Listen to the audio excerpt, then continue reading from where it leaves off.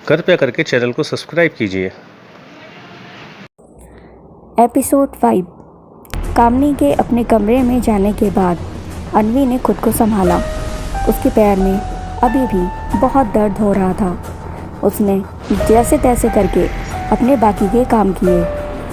उधर कामनी अपने कमरे में बेड पर बैठी हुई थी और वो ये सोचकर बहुत खुश हो रही थी कि आज उसने अन्वी को बहुत अच्छा सबक सिखाया है। देर शाम हो चुकी थी। अन्वी अभी भी काम कर रही थी क्योंकि उसको दर्द की वजह से काम करने में दिक्कत हो रही थी। आज उसको काफ़ी देर भी हो गई थी। तभी उसने घड़ी में टाइम देखा। रात के 10 बज चुके थे। अन्वी मन में बुदबुदाई, ओह नो, इतनी देर हो गई। बुआ मेरा वेट कर रही होंगी और मेरे लिए परेशान हो रही होंगी। मुझे जल्दी से काम ख़त्म करके घर जाना होगा। ये सब सोचकर अन्वी जल्दी जल्दी अपना काम ख़त्म करने लगी। कुछ देर बाद अन्वी ने अपना सारा काम ख़त्म कर लिया और फिर वो कामनी के पास उसके कमरे में जाकर बोली, चाची जी, मैंने सारा काम कर दिया है और डिनर भी बनाकर चाची जी, मैंने सारा काम कर दिया है और डिनर भी बनाकर डाइनिंग टेबल पर रख दिया है। क्या अब मैं घर जा सकती हूँ? कामनी ने अन्वी की बात का जवाब देते हुए कहा, ठीक है, चली जाओ, पर कल सुबह टाइम से आ जाना। तभी अन्वी ने जाते हुए कहा, जी ठीक है चाची जी, और सुबह जो भी हुआ उसके लिए मुझे माफ़ कर दीजिए। इतना कहकर अन्वी ने कमरे का दरवाज़ा बंद किया और वापस आ गई। उसने अपना सामान उठाया और वो अपने घर जाने लगी। अन्वी जैसे ही आगे बढ़ी तो उसे किसी ने आवाज़ दी, रुको अन्वी। अन्वी ने पीछे मुड़कर देखा तो वो रिया थी। उसने अन्वी के पास आकर पूछा, क्या तुम घर जा रही हो? अन्वी ने कहा, हाँ। इस पर रिया बोली, सुबह के लिए I am sorry Anvi, please मुझे माफ़ कर दो।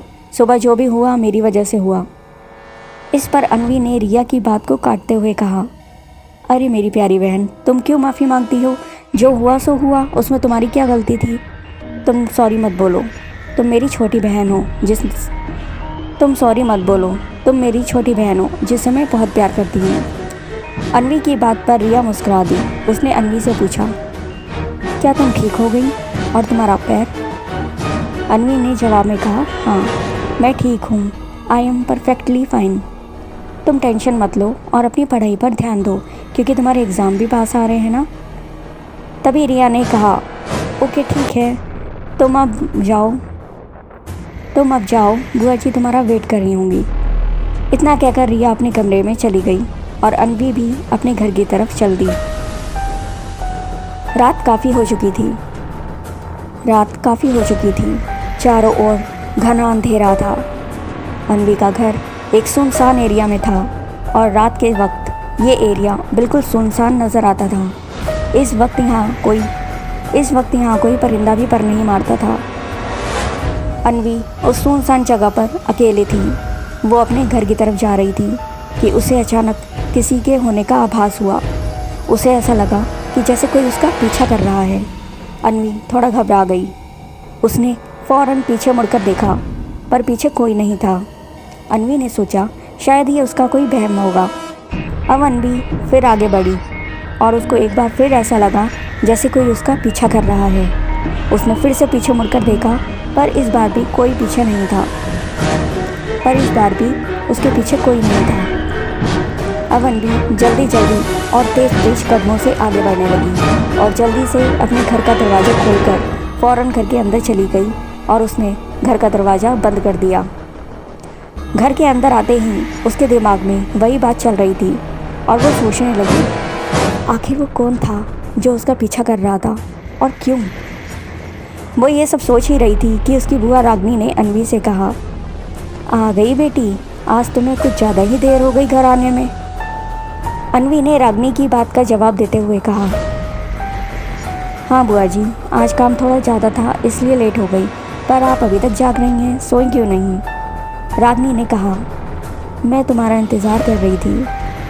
अन्वी अभी कुछ कहती कि रागनी की नज़र उसके पैर पर पड़ी। उसने देखा कि अन्वी का पैर सूजा हुआ है, जिसे देखकर रागनी एकदम चौंक गई।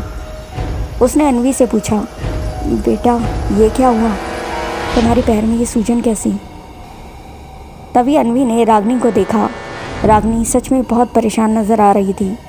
तभी अन्वी ने कोई बहाना बनाते हुए कहा, क्योंकि वो रागनी को परेशान नहीं करना चाहती थी। उसने रागनी से कहा, कुछ नहीं बुआ जी, कुछ नहीं हुआ, मैं बिल्कुल ठीक हूँ और ये तो बस शायद किसी कीड़े ने काट लिया होगा, इसलिए सूजन आ गई होगी। मैं दवाई लगा लूँगी, आप ज़्यादा टेंशन ना लो, आप ज़्यादा परेशान ना हो। रागनी कुछ कहती इससे पहले ही अन्वी ने कहा, मुझे बहुत भूख लग रही है, चलिए ना, चलकर डिनर करते हैं। और वो रागनी को लेकर डिनर करने लगी। डिनर के बाद रागनी सोने चली गई और अन्वी भी अपने कमरे में चली गई। कमरे में आकर अन्वी ने अपने पैर पर दवाई लगाने के लिए अपना कबर्ड खोला और वो उसमें दवाई लेने लगी। तभी कबर्ड में उसे अचानक कुछ दिखा, जिसे देखकर वो भावुक हो गई। यह एक फ़ोटो थी जो उसके बचपन की फ़ोटो थी, जिसमें वो अपने मॉम डैड के साथ थी। उस फ़ोटो को देखकर उसे अपना बचपन याद आ गया। बचपन की वो सारी बातें अब उसे याद आने लगी थी।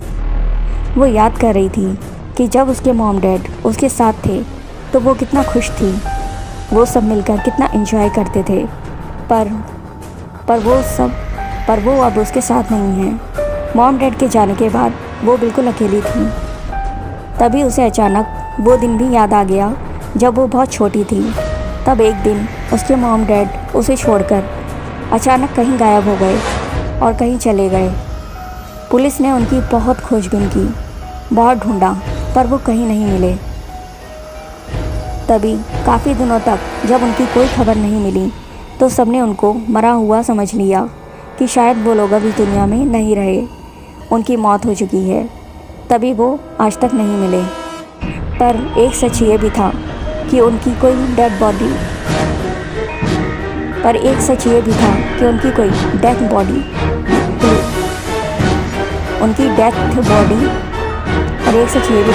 डेड बॉडी पुलिस को अभी तक नहीं मिली थी।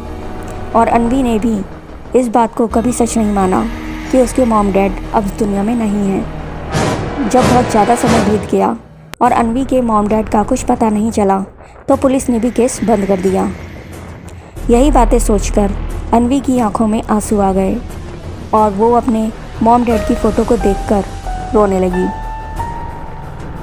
ओह mom dad, I really miss you.